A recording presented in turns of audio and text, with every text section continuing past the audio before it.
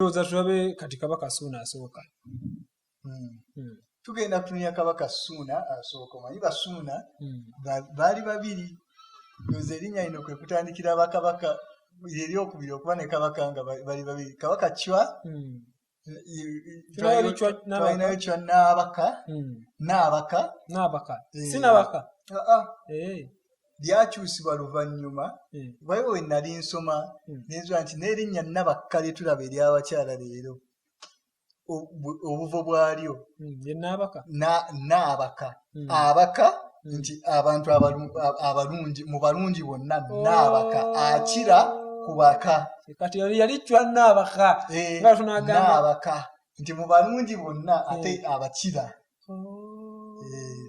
kati Kabaka Chwa Naabaka tuyande Kabaka Daudi Chowokubiri yali mulungi nnyo bw'atyo tomanya kati tulaba kati ne Ssuuna kati Kabaka owokubiri gwe tuzze okulaba nga yasooka nga waliwo bakabaka babiri babakozesa erinnya lyerimu. Ssuuna ono naye mwana wa Kabaka Nakibinge omulwanyammuli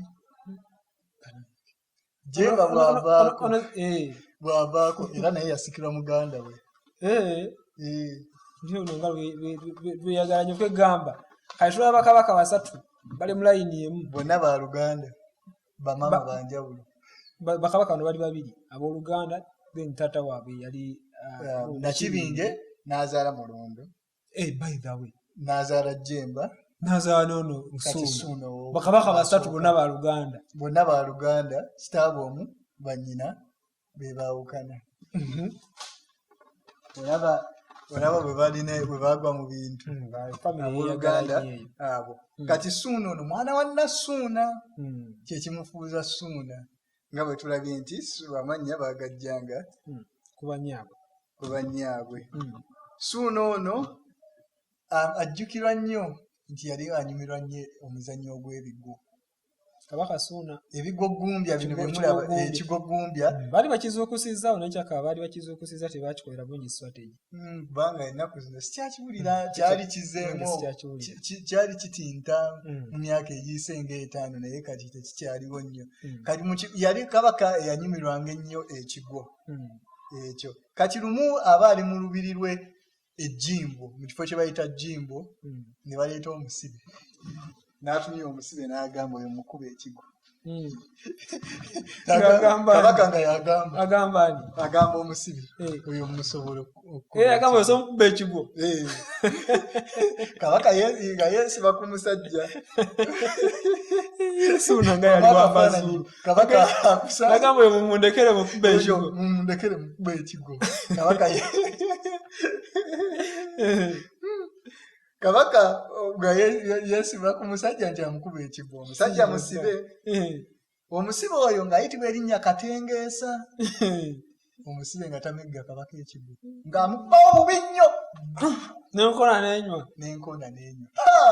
Abamu abatabusi baagadde okutta omusibe omeka otya kabaka ekigo. Kabaka n'agamba muleke tubadde mu muzannyo naye nga kabaka bagamba yayisibwa bubi nnyo mu kigo ekyo omusajja essajja essibe lyalina lyamukuba ennuma y'ekigo ate ng'abantu ebalaba n'aswa. Ate oyo omusibe nno ate yali wa byafaayo. Omusibe oyo Katengeesa nga muzzukulu w'omusajja gwe bayita Kabombo nga muzzukulu wa Ssebwana. Jjukira twayogera ku mulembe gwa kabaka Chwa Naabaka nga akisizo ng'abuze. Muganda yamala emyaka 10 nga talina kabaka balyoke baleete Kimera. Ssebwana Katikkiro bwe yakwatiramu emyaka egyo 10 kati oyo Ssebwana we yakwatamu ono muzzukulu we kituufu Katengeesa. Kiki kyoyagala okukola Ssaabasajja? Yakubye kabaka ennume y'ekigo naye kabaka ye n'akireka n'agubala omuzannyo. Waliya kabaka olwawonamu n'agamba temuddangamu kuleeta basibe mu kibuga kyange kubanga ng'amanye omuze gwe ayinza okwesanga era ng'azzeemu okwagala okumegga omusibe ne bamuddamu ekigo era mu kibuga kye kye bayita Jjimbo. N'agamba temuddamu kuleeta basibe wano siddangamu okulaba omusibe ye Ssuuna asooka.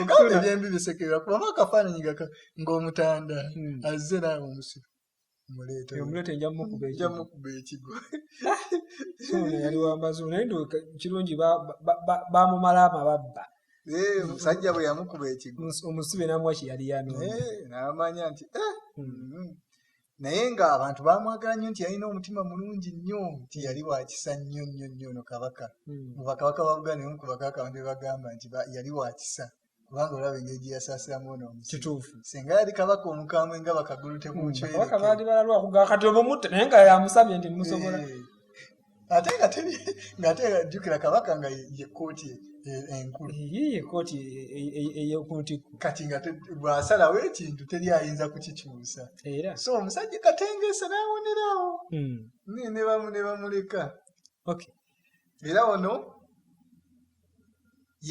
yateekawo olusozi olw'ejjimbo olubiri lwe yalukuba mu kifo kye bayita jjimbo naye nga olusozi olwo yagamba abantu ne basima ettaka ne balikuŋŋaanya paka bwe lyazimba olusozi nakola olusozi olulwe era okutuusa kati bwe luli naye nga lwa ttaka baasima ttaka ne balikuŋŋaanya ne bakuŋŋaanya paka bwe baazimba olusozi nga tulaba kabaka Mwanga tujja kulaba Mwanga bwe yasimisa ennyanja ya kabaka kati ono ye yakola olusozi olulwe ebimu ku byajjukirwako yeyo Suuna asooka era ono agamba nti yafugira wakati wa 1503 ne 1555 awo mu kiseera ekyo wagambye okufugira ate ebusoga wano okumpi ebusoga awo baali bayingira mu bukulembeze bw'abazibondo b'Ebulamoje nga bebafuuse abafuzi ab'amaanyi ebusoga kati ffe wano nga tuyingiza Suuna nga tulina Suuna omubereberye